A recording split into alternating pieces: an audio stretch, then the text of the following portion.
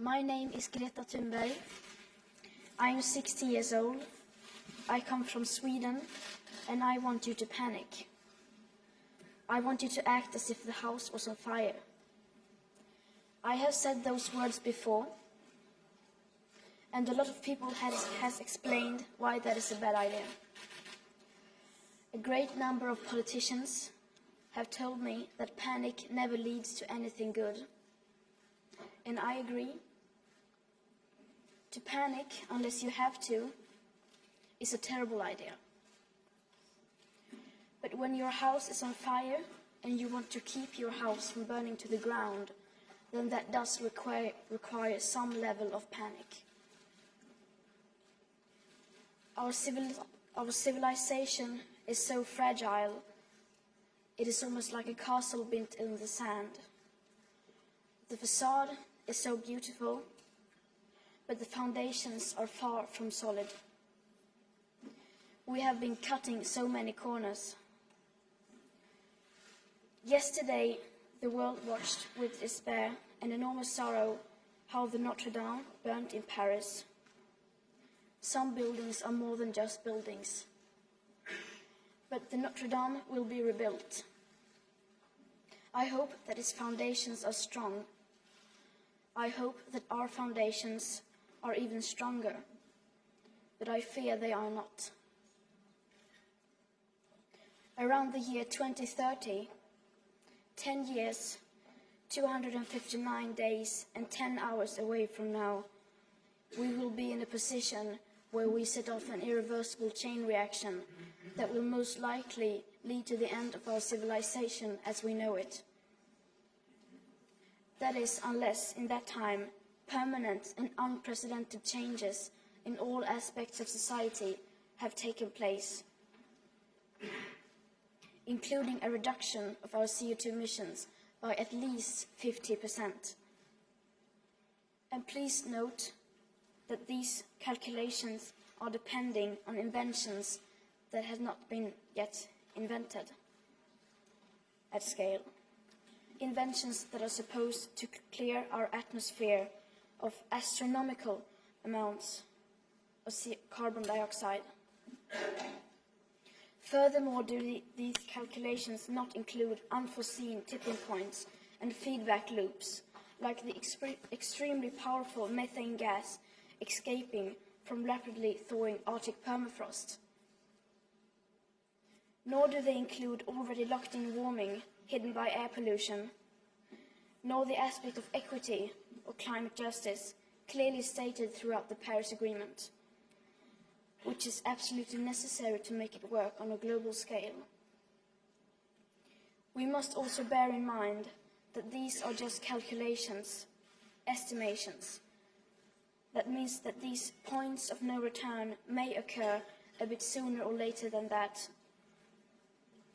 No one can know for sure. We can, however, be certain that they will occur approximately in these time frames, because these calculations are not opinions or wild guesses. These projections are backed up by scientific facts concluded by all nations through the IPCC. Nearly every major national scientific body around the world unreservedly supports the work and findings of the IPCC. We are in the midst of the 6th mass extinction, and the extinction rate is up to 10,000 times faster than what is considered normal, with up to 200 species becoming extinct every single day. Erosion of fertile topsoil, deforestation of our great forests, toxic air pollution, loss of insects and wildlife, the acidification of our oceans. These are all disastrous trends being accelerated by a way of life that we, here in our financially fortunate part of the world, see as our right to simply carry on.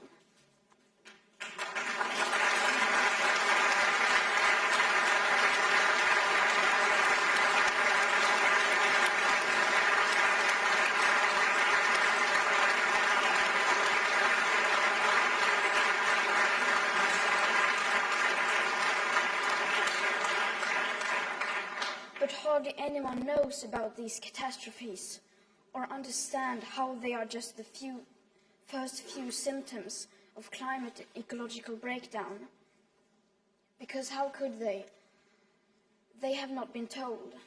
Or more importantly, they have not been told by the right people and in the right way. Our house is falling apart, and our leaders need to start acting accordingly, because at the moment they are not. If our house was falling apart, our leaders wouldn't go on like you do today.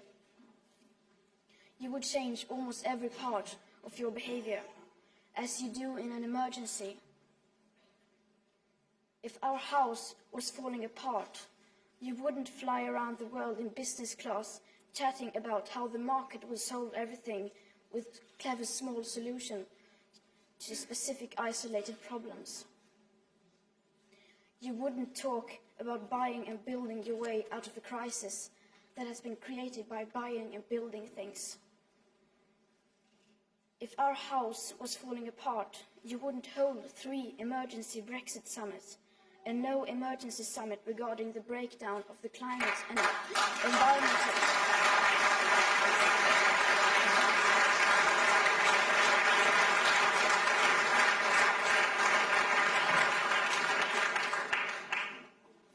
You wouldn't be arguing about phasing out coal in 15 or 11 years.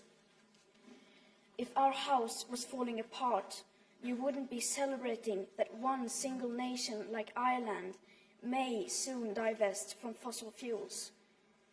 You wouldn't celebrate that Norway has decided to stop drilling for oil outside the scenic resort of Lofoten Islands, but will continue to drill for oil everywhere else for decades.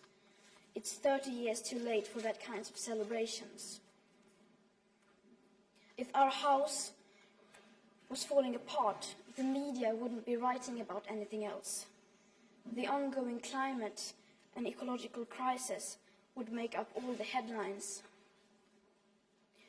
If our house was falling apart, you wouldn't say that you have the situation under control and place the future living conditions for all species in the hands of inventions that are yet to be invented.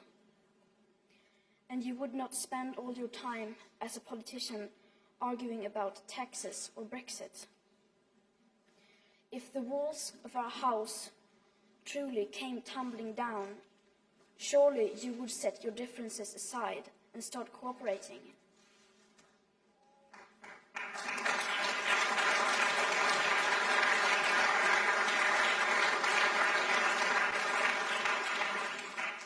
Well, our house is falling apart, and we are rapidly running out of time, and yet basically nothing is happening. Everyone and everything needs to change, so why waste precious time arguing about what and who needs to change first? Everyone and everything has to change, but the bigger your platform, the bigger your responsibility. The bigger your carbon footprint, the bigger your moral duty.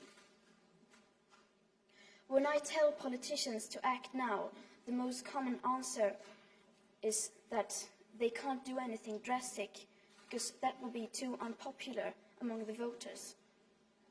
And they are right, of course, since most people are not even aware of why those changes are required. That is why I keep telling you to unite behind the science. Make the best available science at the heart of politics and democracy. The EU elections are coming up soon, and many of us who will be affected the most by this crisis, people like me, are not allowed to vote.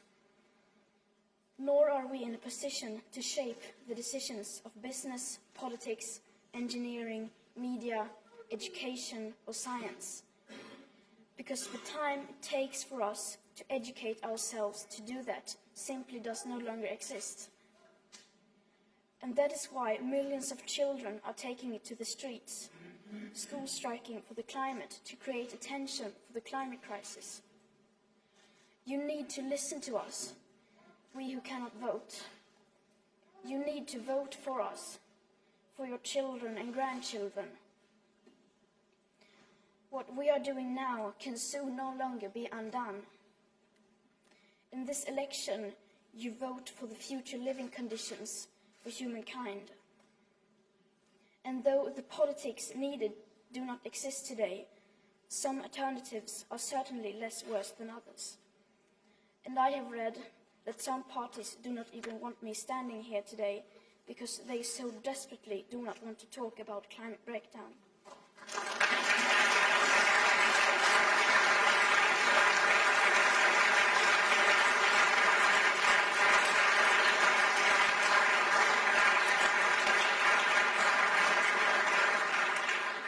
Our house is falling apart. The future, as well as what we have achieved in the past, is literally in your hands now. But it's still not too late to act. It will take a far-reaching vision. It will take courage.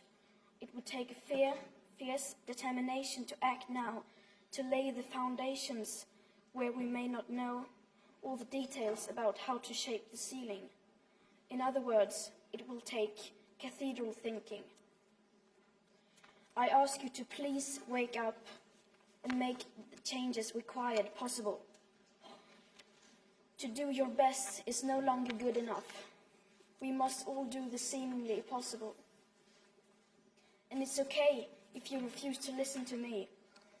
I am, after all, just a 16-year-old schoolgirl from Sweden. But you cannot ignore the scientists or the science or the millions of school-striking children who are school-striking for the right to a future. I beg you, please do not fail on this.